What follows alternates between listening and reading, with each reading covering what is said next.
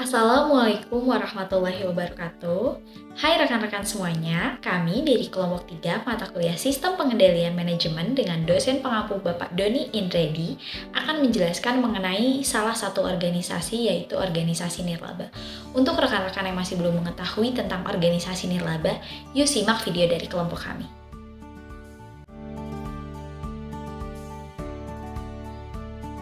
Apa itu organisasi nirlaba?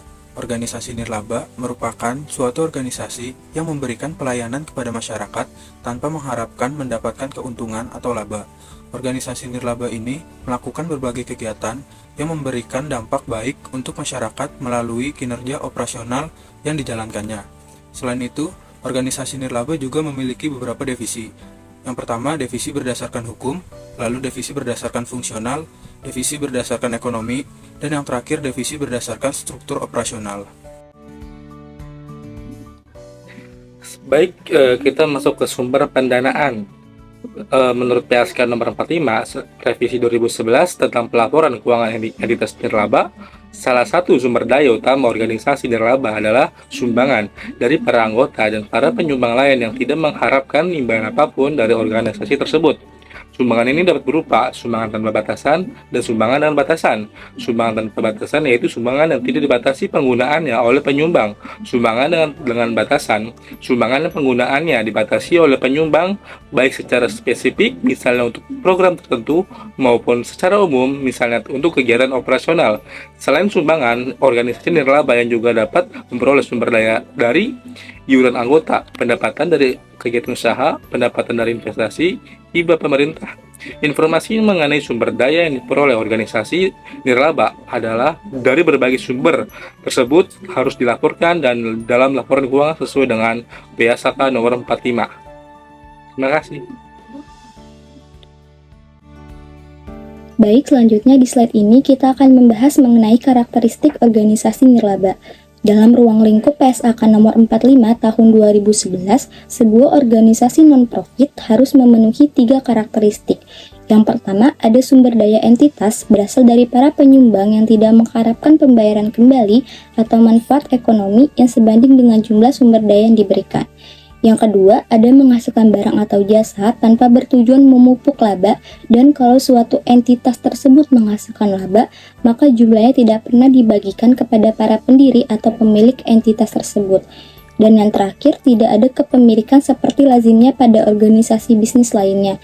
Jadi dalam arti bahwa kepemilikan dalam organisasi nirlaba ini tidak dapat dijual, dialihkan, atau ditebus kembali, atau kepemilikannya tidak mencerminkan proporsi pembagian sumber daya entitas pada saat likuidasi atau pembubaran entitas tersebut. Selanjutnya, kita akan membahas tentang sistem pengendalian manajemen. Sistem pengendalian manajemen merupakan suatu sistem yang memegang peran penting pada organisasi yang dimaksudkan agar organisasi dapat mencapai tujuan yang telah ditetapkan. Misalnya, organisasi tersebut mampu menerbitkan laporan keuangan yang andal dan menyajikan laporan keuangan sesuai dengan peraturan dan hukum yang berlaku di Indonesia, serta dapat menilai efektivitas dan efisiensi dalam kegiatan-kegiatan yang dijalankan dalam organisasi tersebut. Baik, selanjutnya setelah mengetahui sistem pengendalian manajemen, yaitu adalah pengaruh sistem pengendalian manajemen terhadap pencapaian tujuan organisasi nirlaba. Nah, penerapan sistem pengendalian manajemen yang baik dalam organisasi nirlaba tentunya akan membantu organisasi nirlaba sendiri dalam mengelola resikonya, menjaga kepatuhan hukum dan peraturan, mendorong inovasi, serta dapat menjaga kepercayaan masyarakat. Sebaliknya, dengan penerapan sistem pengendalian manajemen yang tidak baik dan tidak efektif tentu akan membawa dampak yang negatif pula terhadap organisasi nirlaba tersebut karena akan mempengaruhi aktivitas organisasi nirlaba menjadi tidak terkendali sehingga pencapaian tujuan organisasi nirlaba pun nantinya akan terganggu seperti itu. Baik, selanjutnya kita akan membahas tentang contoh organisasi nirlaba.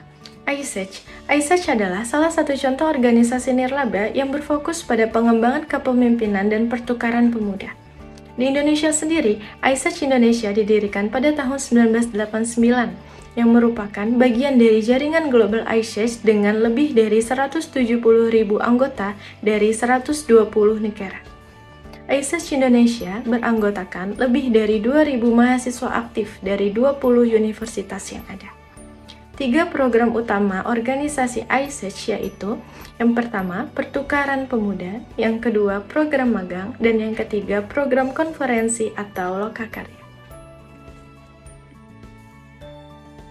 Selanjutnya ada struktur organisasi dan proses pengambilan keputusan. Manajemen operasional dijalankan oleh Tim Nasional iSearch Indonesia, terdiri dari staf yang dipekerjakan organisasi.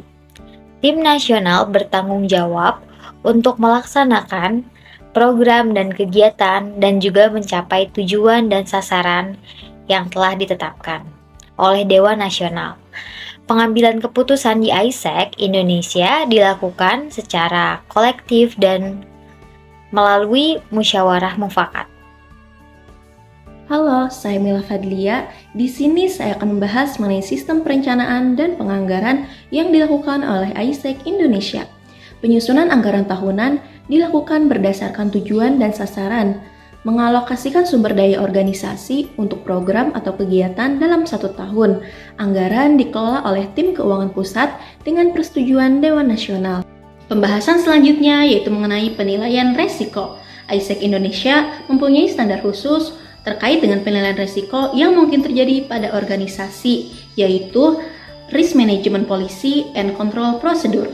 Adapun masalah utama yang dihadapi oleh iSearch Indonesia antara lain yang pertama yaitu masalah terkait legalitas, yang kedua yaitu resiko kontrak, dan yang ketiga yaitu pencurian uang atau aset.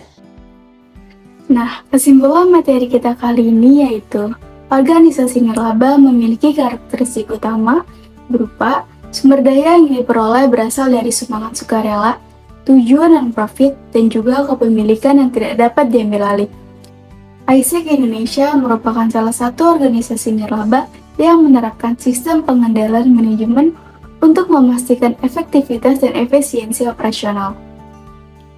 Meskipun dalam implementasinya masih ditemukan adanya kelemahan, seperti kurangnya integrasi SPM, kurangnya pemantauan kinerja, dan juga lemahnya budaya akuntabilitas. Oleh karena itu, perbaikan implementasi SPM sangat penting dilakukan agar iSearch Indonesia dapat mencapai tujuannya dengan efektif dan efisien, dan juga meningkatkan kepercayaan stakeholder. Terima kasih Kak Rani telah memaparkan kesimpulan dari makalah ini. Selanjutnya, saya akan memaparkan tentang saran-saran yang ada untuk makalah ini dalam konteks organisasi nirlaba. Yang pertama itu, bagi organisasi nirlaba, penting untuk memperkuat akuntabilitas dan transparansinya. Yang kedua, sebaiknya organisasi nirlaba ini terus mendorong partisipasi sukarela dari anggotanya. Itu dengan cara memberikan suatu penghargaan mungkin untuk para karyawannya. Yang ketiga, itu penting untuk melakukan pelatihan dan pengembangan kreativitas dari karyawan organisasi nirlaba.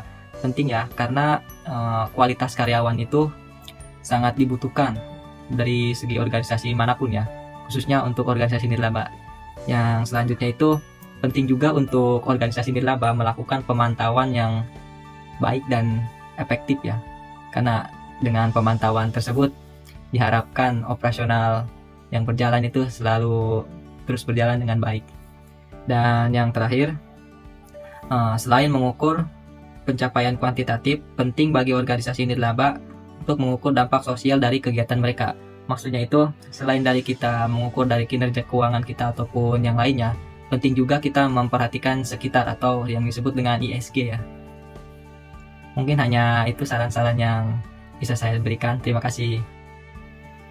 Sekian penyampaian materi dari kelompok 3 mengenai organisasi nirlaba. Kami memohon maaf apabila ada kalimat yang mungkin kurang berkenan atau penyampaian yang kurang dan informasi yang masih kurang mendetail. Semoga video ini dapat bermanfaat bagi rekan-rekan semua. Akhir kata, wabillahi taufiq wal hidayah. Wassalamualaikum warahmatullahi wabarakatuh. Bye-bye.